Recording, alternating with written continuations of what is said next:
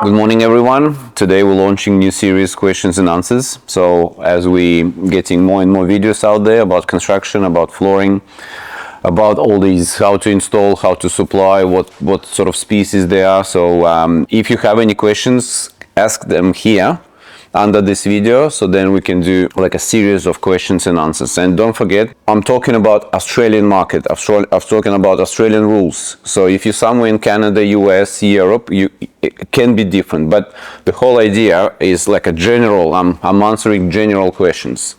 So you have an idea when you're searching or looking for any timber flooring or any other products, you have an idea what to expect and maybe how much it will cost you and so on and so on. So the series, questions and answers, and we have few questions here.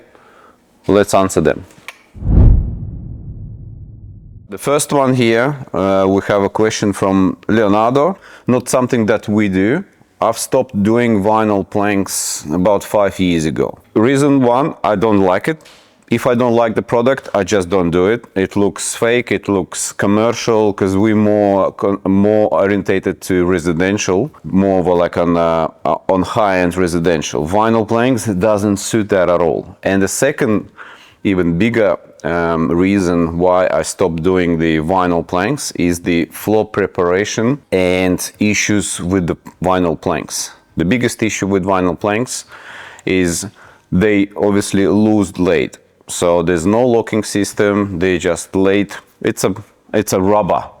So they do expand and shrink. So it's very hard to lay vinyl planks and have no, like when you lay them, there won't be any gaps, but they do shrink and expand.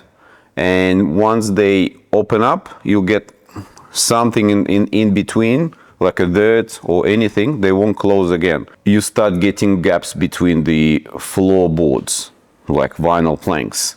It's very hard to make it level, and you see all imperfections in your subfloor.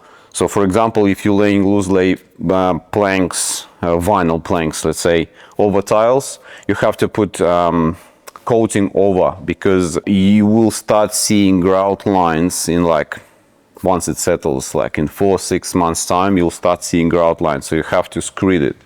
If you're doing over concrete, you have to put leveling over it to make it perfect level. And usually to make the perfect level, it's very hard. Yeah, I had an issue with that 5 years ago, and after this I said, yeah, that's it, no more. Hi LKV, I wonder if we can glue plywood on the slab, then install laminate or hybrid on top of the plywood.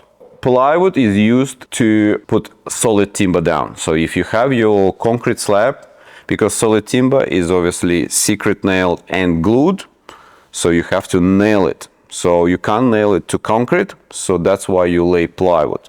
But to lay plywood, you put a plastic down, so like a moisture barrier membrane.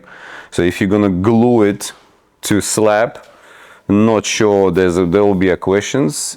Plus you need that plywood, give that, even if it's anchored down, you need to give that little bit of expansion. And another big issue I see when people doing DIY, even plywood sheets, you have to leave like between the plywood sheets 6-8 mil gap for them to move. Even if you have whatever flooring on top, your plywood sheets cannot touch each other, otherwise they will expand and they start squeaking under your floor.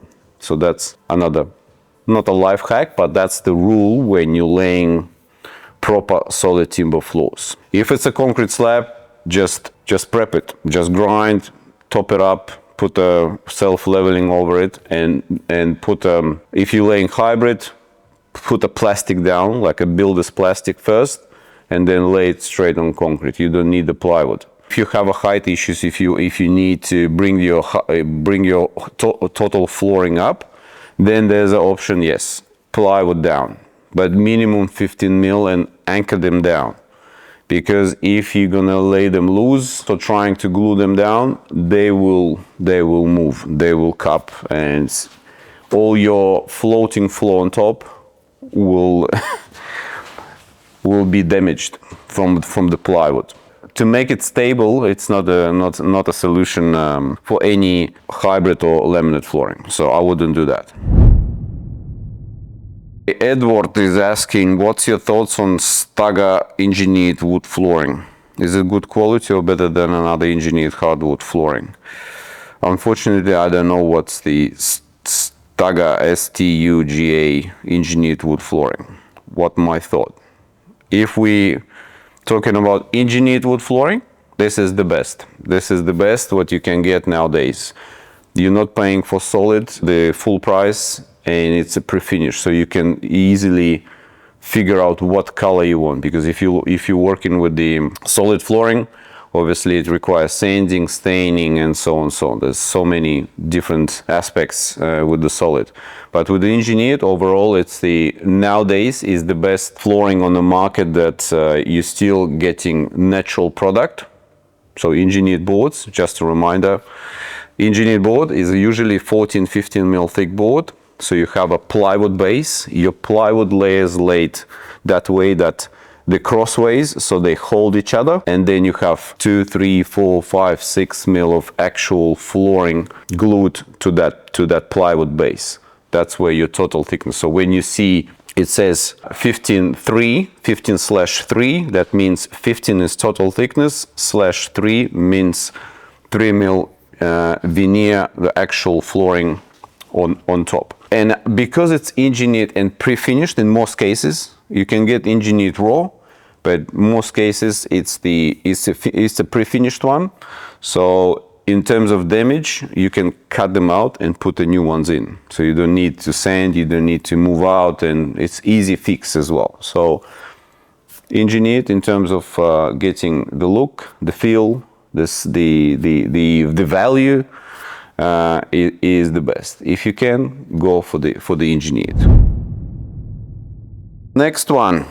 Thank you for the final question. Okay, another question. Can you sand and refinish an engineered floor that is floating? Some installers say yes. I would say no. I've tried to do it myself 3 times back in the days, and only once it came up all right, but it was hard work. Because the whole idea of sanding engineered floating, so you can sand engineered timber floor when it's laid as a floating, so you have that underlay in between. Like, let's say you have your concrete slab, you have your soft underlay, which is like foam underlay, and then you have your engineered floorboards installed on top. So when you get your sanding machine out to sand old coating, staining and all that, it's a very heavy one. The biggest issue I'll find is that it starts to vibrate too much. It's very easy to dent and very easy to sand away that the 3 mil veneer or 4 mil veneer. So it's very hard. So and then what you start seeing is that when you start sanding floating floor, it will end up kind of looking very patchy because it's not stable. So when you have your engineered direct stuck to concrete, it becomes nice and solid. So you know what you're doing. So when you're sanding, when you're trying to sand the back, all these coatings and trying to refresh, you know exactly where to push and how to, because the sanding is very tricky one. And when you have that floating effect, when you're trying to sand your floorboards, usually doesn't come up really good. But try and do it yourself. Try and do it yourself. As I said, I've tried 3 times. I didn't like it. Even that once it was alright. Client said, well, it's okay. I wouldn't do a floating floor. The main reason is that vibration when you're trying to sand that top coating off. All right, next one from DDT. What about blind nailing? Blind nailing, I think he means secret nailing. That usually used for glue down engineered floorboards or for solid. Mainly is for solid. You anchor down your plywood and then to lay your solid timber floor, because they come raw. They're not finished. They come random lengths. They curved. They cupped. So you have to pretty much push hard and nail them down to hold it while glue is sitting. So that's why that blind nailing, that secret nailing is used for. to hold the timber down, so there's no gaps. Yes, it's a good option if your floor is unstable and you want to nail it down. I know in US they even lay engineered floorboards with no glue, just the nails. Here we don't do that. We always use glue.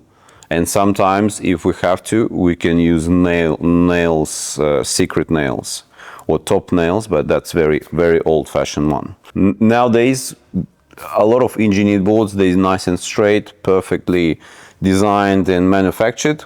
We don't need to use any nails at all. In terms of water damage, if it happens again, is it hybrid flooring is better than MDF flooring? Well, I mean, I think they mean MDF flooring is the laminate flooring. MDF flooring, laminate flooring, most of them, they're not waterproof boards.